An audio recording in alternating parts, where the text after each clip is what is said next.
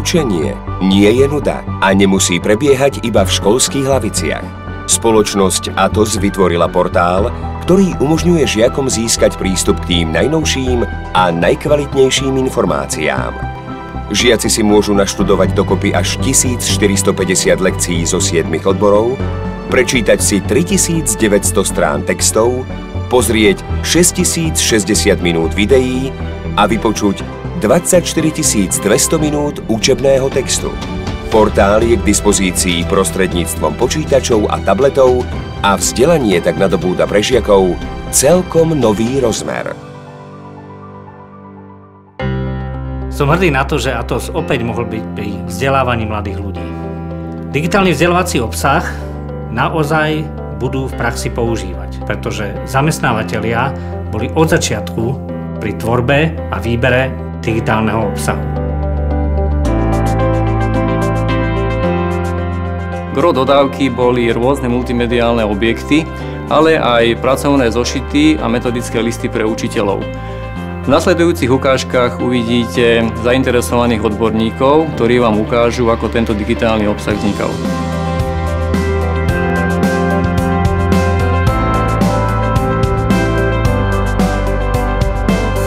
V projekte som pracovala ako tvorca lekcií.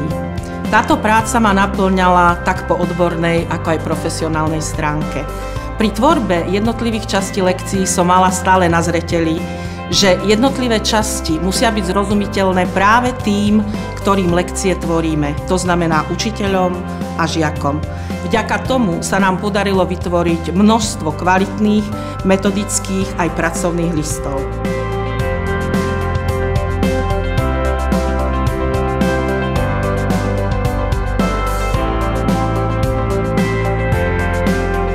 Pedagogickú kontrolu považujeme za ekvivalent výstupnej kontroly. Vo všeobecnosti môžeme skonštatovať, že väčšina materiálov od tvorcov spĺňala náročné kritériá. Pri našej práci sme sa zamerali na doľaďovanie technických a odborných detailov tak, aby výstupné vzdelávacie objekty spĺňali náročné požiadavky. Pri výrobe digitálnych vzdelávacích objektov sme použili špičkové technológie.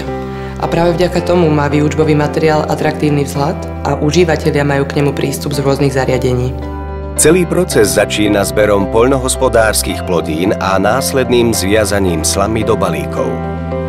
Tieto balíky sú pozbierané a nákladnými autami odvezené do bioelektrárne. V bioelektrárni ich mostové žeriavy vyložia.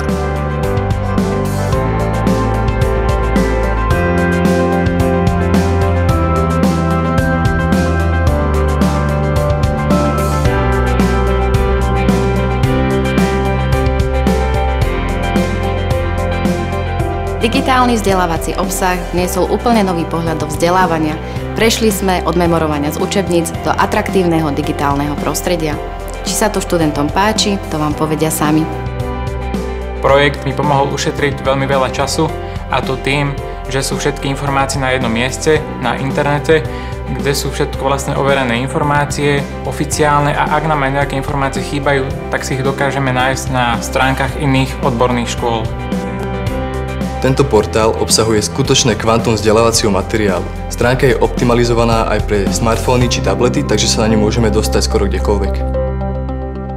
Vážení maturanti, dovoľte, aby som sa aj vám, aj mojim kolegom poďakoval za výborný priebeh maturitnej skúšky a pogratuloval vám. Škola je odrazovým mostíkom pre budúcnosť a pomáha žiakom nájsť si svoj vlastný smer.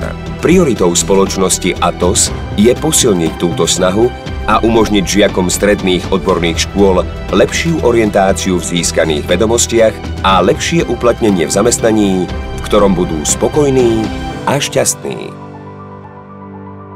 Projekt, spolufinancovaný zo zdrojov Európskeho sociálneho fondu, realizuje Štátny inštitút odborného vzdelávania v rámci operačného programu Vzdelávanie.